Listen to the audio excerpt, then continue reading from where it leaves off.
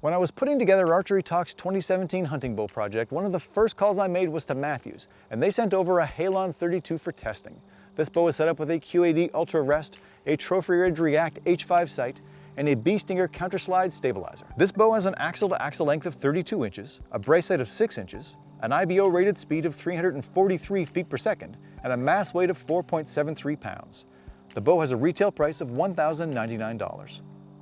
When it comes to fit and finish, Mathews takes a backseat to no one.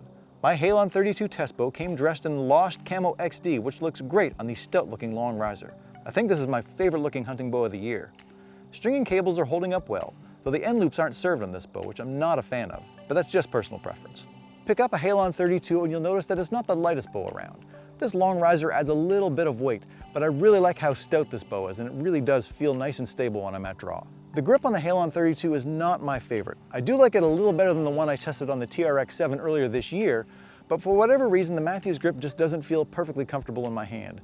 That said, I don't really think it affects accuracy. This bow offers a really smooth and easy pull. It's a bow I could happily shoot for hours on end without worrying about getting fatigued.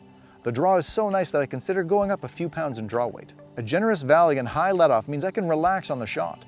The wall is pretty firm for a cable stop bow. I was a big fan of the cable stops on the TRX, and that doesn't change here. It's a great feel with just a touch of give.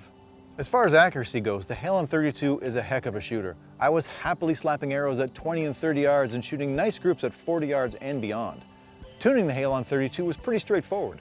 Once I got the rest in the proper position, I was firing bullet holes through paper and hit my broadheads with my field points fairly easily.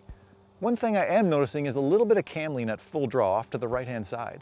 And I can't do much about it unless I pick up Mathews' top hat system, which is a little bit of a pain to use. It's workable, but it's a little more effort than, let's say, a yoke system. To test for speed, I ran the Halon 32 through a chrono using a 398 grain gold-tip Valkyrie arrow. I saw an average speed of about 286 feet per second. However, when I put this bow on the drawboard, it was coming in about a half an inch long.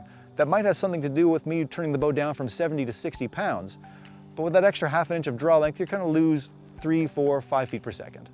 If you're looking for a new hunting bow and you like this long riser design as much as I do, head to your Mathews dealer and check out the Halon 32.